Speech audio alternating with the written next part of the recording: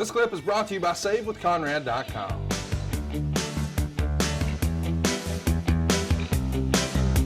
You love Daffney. Tell the truth. Oh, I did. Love Daffney a lot. Have a lot of time for her. Look at all. How about Dustin Rhodes in the back there? This was pre Gold Dust, right? No, it's way after Gold Dust. It is way after Gold Dust. Way after. See, my Gold Dust history is, I'm not good on Gold Dust history. When did Gold Dust first start? 1995 really popped off and was a hot character very quickly. And then in 1998, things started to get very, very strange. By 1999, I think he was winding up and heading over for you guys. Wow. But I tell you, it's been really fun in more recent years how people have probably the last 7 years, they started to finally appreciate just how great he was. I think he popped up for you guys. I think he left the company in May of 99, and it was like, I don't know, late October, early November when he showed up on WCW of 99. And it was not great. They did a couple of different ideas and versions of the character here. None of them really, really worked, but he popped back up in the WWF after WCW was done and, did really well. But then when he showed back up this last time in the WWF full time, he really, really did great shit. Probably 2013-ish, I think. Okay. Is when he was back on my radar. He was working at a really, really high level. It's probably the best, version of Dustin we ever saw, which is really strange because he's gotten older and seemingly gotten better with age, which is pretty remarkable, especially when you consider him and Cody had one of the best matches of last year. Well, they had what was rated as match of the year by PWI. And listen, I was talking to Dustin. Of course, Dustin and I talk every week now. I was talking to Dustin about his nickname, The Natural, not Gold Dust, but of course, The Natural.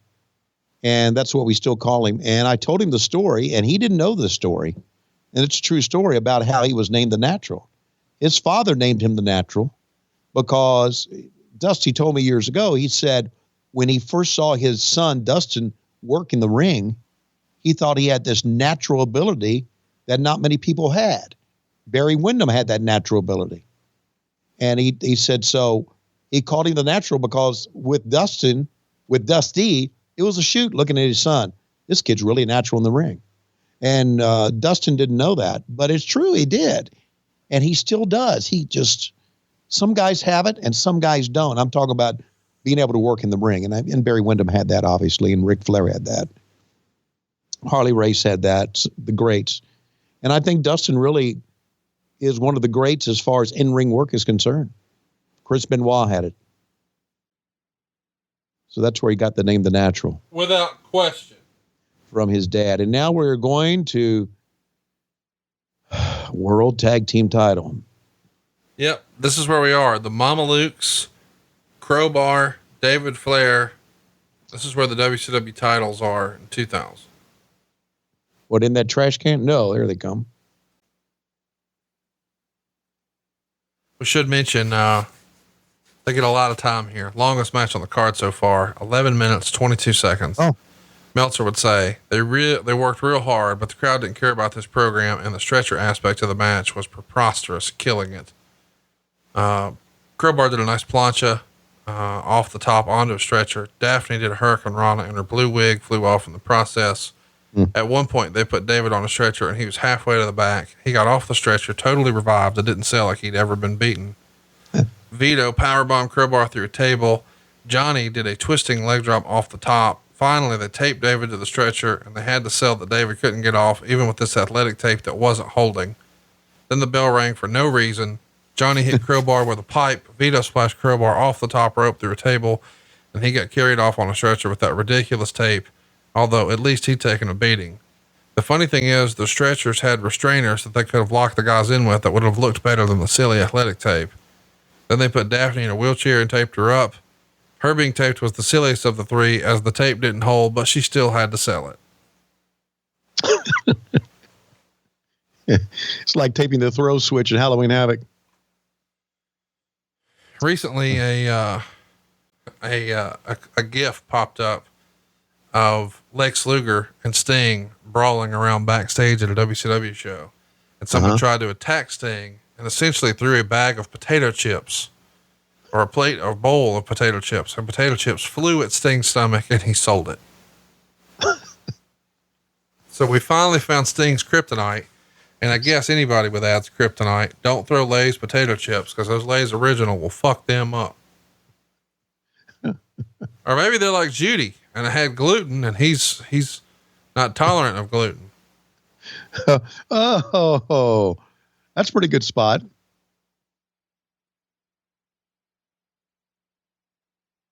But Melcher's right. This stretcher gimmick sucks.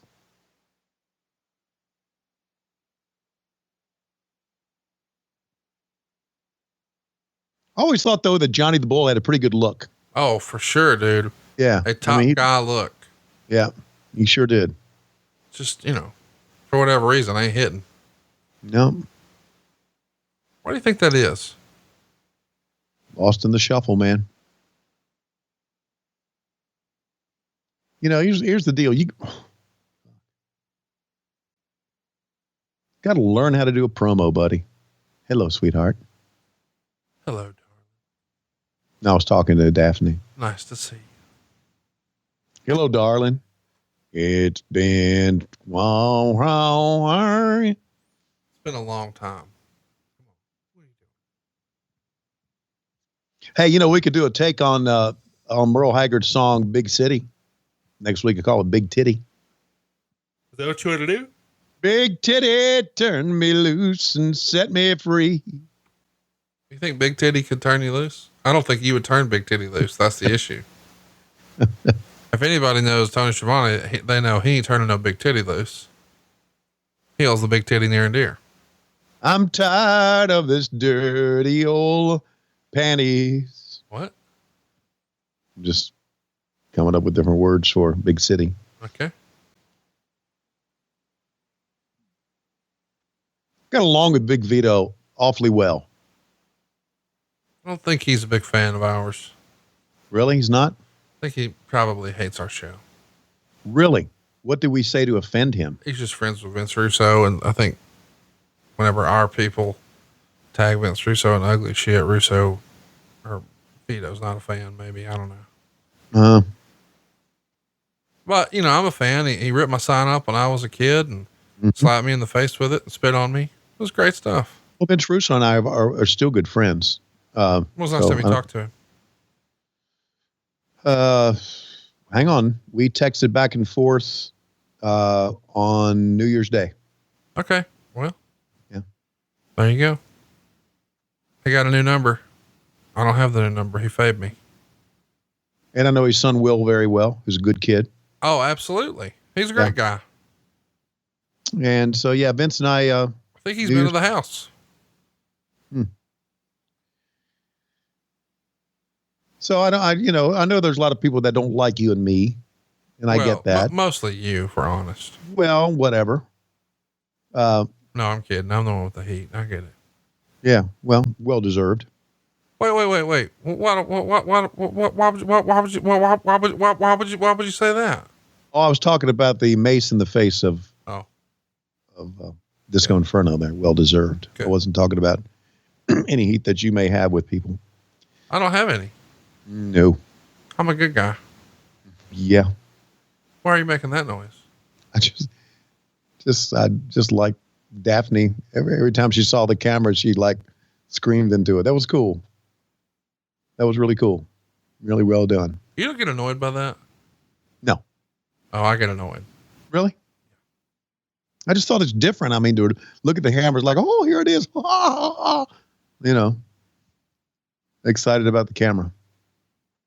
With this match, it's for the World Tag Team title. Yep.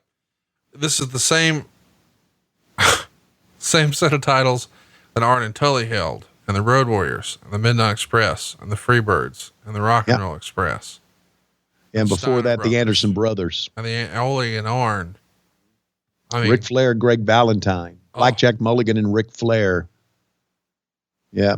The Outsiders, Harlem The Heat. Outsiders, Harlem Heat. And now, the Mamalukes, Crowbar and David Flair. Well, that's got to be a pretty good spot, one would think. Serious business. This is the same, set of tag titles. Mm-hmm. It's pretty remarkable when you think about it. Because when you go back through history, you can really start to see how things move. Yeah. Like in 83, you had Jack and Jerry Briscoe. You had absolutely Ricky Steamboat and Jay Youngblood. Right. That's when I first started. In 84, you had, like Manny Fernandez and Dusty Rhodes. Mm-hmm. In 85, you had the Russians and the Rock and Rolls. In 86, you had the Midnight Express. In 87, you had Arn and Tully. And 88, you had the Road Warriors. In 89, you had Mike Rotunda and Dr. Death, the Varsity Club, and the Steiner Brothers. In 90, you had Doom and the Fabulous Freebirds in 91. You had Ricky Steamboat and Dustin Rhodes in 91. Arn Anderson and Bobby Eaton in 92. Terry Gordy and Steve Williams in 92. Wyndham and Dustin in 92. Steamboat and Douglas in 92. The Hollywood Blondes, Steve Austin, Brian Pillman in 93. And then you had the Nasty Boys and Bagwell and Scorpio and Paul Roma and Paul Orndorff and the Patriot and Bagwell. Well, starting to go downhill now. And Dick Slater and Bunkhouse Buck and the American Males. Oh. And the Public Enemy.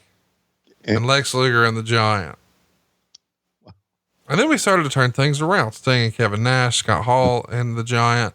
How about Rick Steiner and Kenny Chaos? What? Whoa. What? Yeah. It's weird because you go through this great patch of tremendous tag team wrestlers, and then you wind up with this. And you can even see, as you're talking about it, I can see in my mind business being up and business being down during those times. That's fascinating that you point that out, because I think, when WCW's business started to take a shit, that's probably when some of the silly stuff started. Oh my God, it did. Halloween Havoc 1998. So just a couple of months prior to the Finger Poke of Doom, where you guys beat Goldberg a couple of weeks before, it was Rick Steiner and Kenny Chaos.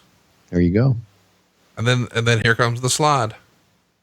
How about that? I think you could track WCW's history through the tag titles. How about that? You really, there's something to be said for that. Hey, as you're talking about all this, it was very interesting, but we did see a great move by Johnny the Bull hopping up on that top and coming off of that leg drop. That was very, very well done, man. But now it's broken down to be. The leg drop to the floor he did broke his asshole. Wow. As a rule of thumb, don't climb real high to the top of things and then try to land directly on your tailbone. Right. Unless you want a broken asshole. Hey, it's Conrad Thompson. Thanks for checking out the podcast here on YouTube. Be sure to hit the subscribe button and the notifications bell so you get a notice anytime we upload some new content. And go save yourself some money right now. If you're in a 30-year loan or you have credit card debt, it's not a matter of if I can save you money. It's a matter of how much. Find out right now for free at SaveWithConrad.com.